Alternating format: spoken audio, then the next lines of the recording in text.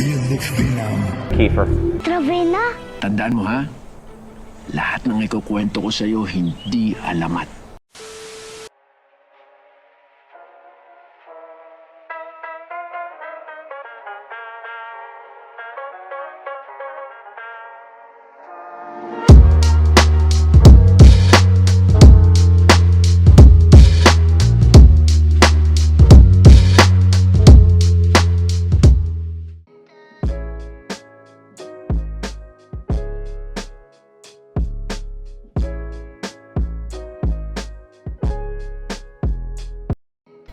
Hello, welcome back to the channel. So some of my subscribers who are still here, konti-konti na lang siguro mga 20 to 30, may have noticed that we have changed up our content. And yes, yung plano ko overall for this series is to make a short documentary on the preparation of Gilas leading to the World Cup, all while adding in some video analysis on the players that are under the spotlight or those who deserve the attention. Kasi magaling sila and they need more exposure at least to the casual fans.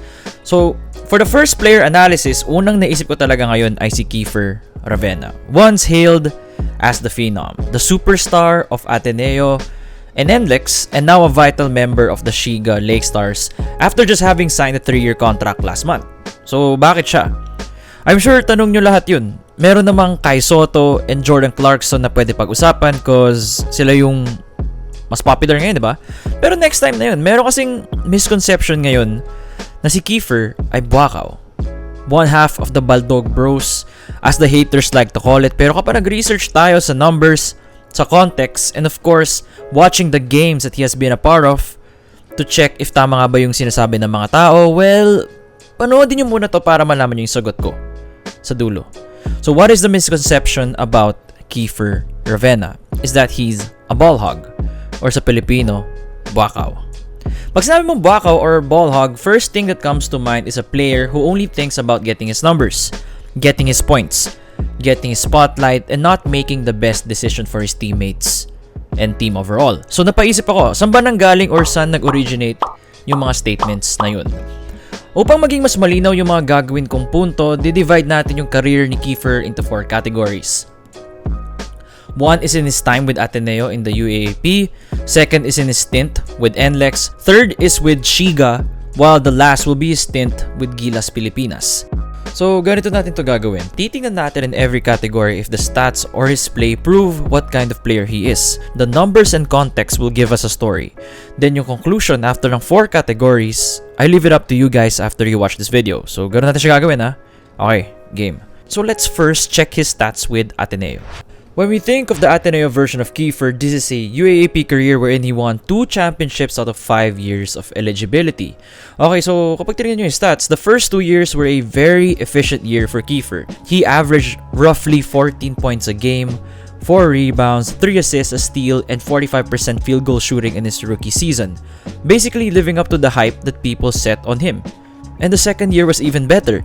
16 points, 5 rebounds, 3 assists, a steal, 47% from the field, and 31% from 3, which was a vast improvement. Stacked yung Ateneo team that Kiefer was in the first 2 years. Kaya napaka-efficient rin ng play niya. He didn't have to force things because he can count on the players that he has around him to make the right reads whenever they're together on the court. First off sa head coach pa lang, si Norman Black. A very accomplished player and coach throughout the amateur and professional ranks. Tapos ganito naman yung starting 5 and roster mo. Tingnan mo, imposible na di ka maka-champion, di ba? Starting center, Greg Slaughter. Power forward, Nico Salva. Starting 3, Tonino Gonzaga. Kiefer at the 2, and si Wami Chongson at the 1. Meanwhile, yung bench players ay sina Poy Eram, Justin Chua, Ryan Buenafe, Nico Elorde, and Von Pesumal.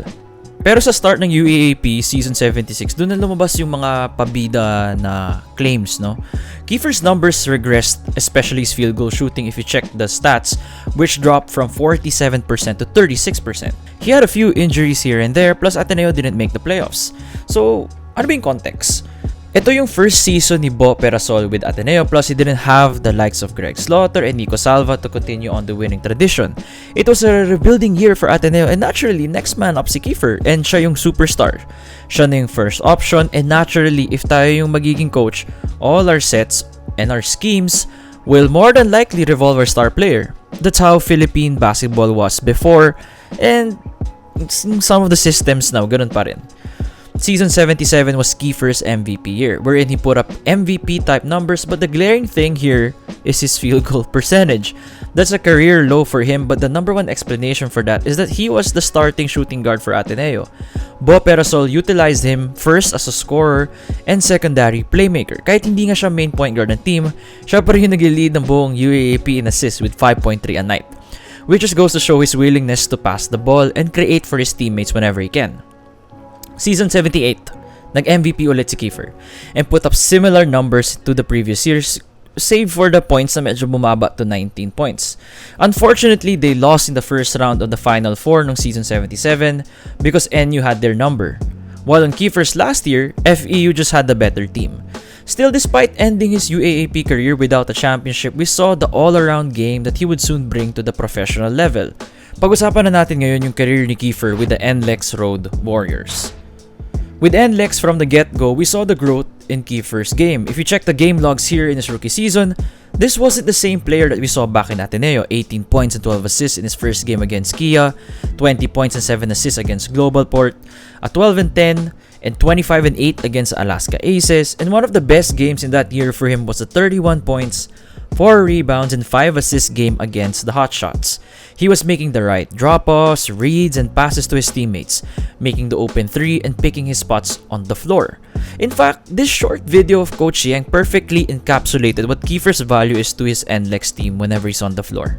The good thing about Kiefer is the reason why he's so good is he just does not make himself look good, he makes the other members of the team also look good. Wala na ako masyado masasabi dito except that he was one of the best players in the PBA during his stint there with the career averages of 16.9 points, 3.6 rebounds, close to 6 assists a game, 42% from the field, and 39.6% from 3.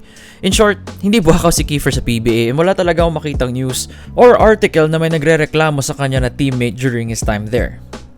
Let's now move on to his Shiga Lakestars career. With Shiga, he has finally moved as the starting point guard of his team, and this is peak Kiefer if you ask me. In all his time in the professional league before moving to Japan, almost certainly, starting shooting guard mo yan. With Shiga, he's the primary ball handler but not the main point of attack when it comes to scoring the basketball. Mas maraming options na kasi ngayon sa B-League, and the fact na may more dominant imports sila sa Shiga that will demand the ball or just a more natural gifted scorer than Kiefer is. So, kapag tinignan natin yung stats, anong una natin mapapansin na nag-iba from the PBA to the B-League? Well, it's his shot attempts. From an average of almost 13 a game, close to 14 back in the PBA, that number has now gone down to 10 when he moved to Japan. Ito naman, si Manong, willing to defer yan if it's for the best of whatever team he's in. Nasabi na rin ni Yang Giao kanina in an earlier clip na we played and the best version of Kiefer Ravena is when he's being great in his own right while bringing his teammates along with him. Si Yang Giao yan hindi lang basta-basta namimigay ng compliments yan. Now, with that being said, let's now jump to the last part of this video, which is the Gilas Pilipinas version of Kiefer. Aminin ko, ito for sure yung naging main reason why detractors or haters say na bako nga siya. Looking at his stats and all his duties with the national team, the 2019 FIBA World Cup sticks out like a sore thumb. If critic ka ni Kiefer, you will 100% sure pick this year as to why he's a ball hog, particularly the game against Angola wherein the Philippines lost in overtime. But since stats alone cannot tell the whole story, let's go deeper into the 5 games the Philippines played in. So first game was Italy. Tambak na tayo agad first 5 minutes of the game. There were a lot of blown assignments, especially from the 3-point line, wherein Gilas gave up 15 3-pointers in the whole game versus our only 3 made baskets from downtown. Everybody played horribly here except for CJ Perez na nag-init during garbage time. Kiefer had the 3rd most shots in this game pero it doesn't really matter kasi talo na bago pa siya ipasok sa laro. Second game is against Serbia. Kain. Not much to say here except that defense and the power of Serbia was just too much for our national team and everybody had a horrible evening, save for Paul Lee. Now, let's talk about the Angola game. This was a tight contest all throughout. Some of our key guys were missing their usual shots. Troy Rosario was missing shots. Paul Lee was missing shots. It was a really hard-fought game. Jumping into overtime, this was the play that gave birth to the bwakaw claims that we see all today. At that point, Kiefer was 1-7. And a lot of people think na sana pinasaya na lang. And tama kayo. If pinost natin yung video sa punto na to, CJ Perez is wide open there. Now, during that game, CJ was in his bag and already scored 17 points and could have made the game-tying shot to send it to double OT, but it just wasn't meant to be. This was a bad shot, yes.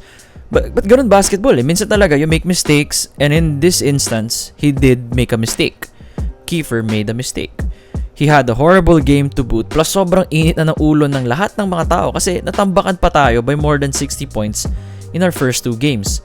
We were a nation looking for a victory and it slipped out of our hands. Kita naman that there was a sense of repentance from Kiefer's part during the post-game interview, and that is just a guy trying his best to will the team to victory. Never ako naging emotional sa laro pa. Kilala niyo ako pero we've been under so much criticism kasi. Kaya gusto talaga namin manalo ngayon. Pero ganun talaga, breaks of the game. I just wanted to win so bad for coaching. Actually, nawala na yung claims ng bwakaw si Kiefer until yung Siaba Finals recently na naman, no, kung saan tayo na-upset ng Indonesia in the gold medal game. 85-81. And since siya yung captain ng team na yun, naturally the blame will be directed towards him after si Chot Reyes. Bumalik na naman yung mga ball hog claims when we lost. Bakit hindi daw binibigyan ng more touches yung sina Junmar at iba pa, pero wala eh, tapos na. It also doesn't help that during that time, under fire na yung SBP in Gilas program as a whole. Kasi ito yung first tournament after mag-step down ni Tab Baldwin as our head coach, tapos talo tayo, diba? So sobrang sama talaga ng image after that. Anyway, after going through these 4 parts of Kiefer's career in both the amateur and professional leagues, at least for me anyway, hindi siya bwakaw. He's far from it. What these stats shared with me, and hopefully karamihan sa atin, is that Kiefer has evolved from the score first past second days in Ateneo to the floor general that we see now with Shiga and some glimpses when he's with Gilas. Sometimes when our emotions get the best of us, we tend to make conclusions based on what we see instantly without checking the whole picture. And sometimes ganoon ako. Karamihan sa atin ganoon. Tao lang tayo eh. Again, uulitin ko that Kiefer may have had mistakes in his career, especially that defining one in Angola, but that's basketball. It doesn't capture the other positive things he has done for his teams, and hopefully this video could have at least shown you guys how the Phenom has grown to a natural leader on the floor and will do his best every time he steps on the court to represent his team and of course, the Philippines. So, ano tingin nyo kay Kiefer Ravena after watching this video? Will he be our starting point guard for the next 2 to 3 years? Or may better point guard kayo in mind? Meron din ba kayong mga any suggestions or topics na you want me to cover to make a video on? So, just comment it down below and don't forget to like, subscribe kasi kakabalik ko lang sa YouTube and I need every help I can get. So, thank you for watching and see you next time. Peace!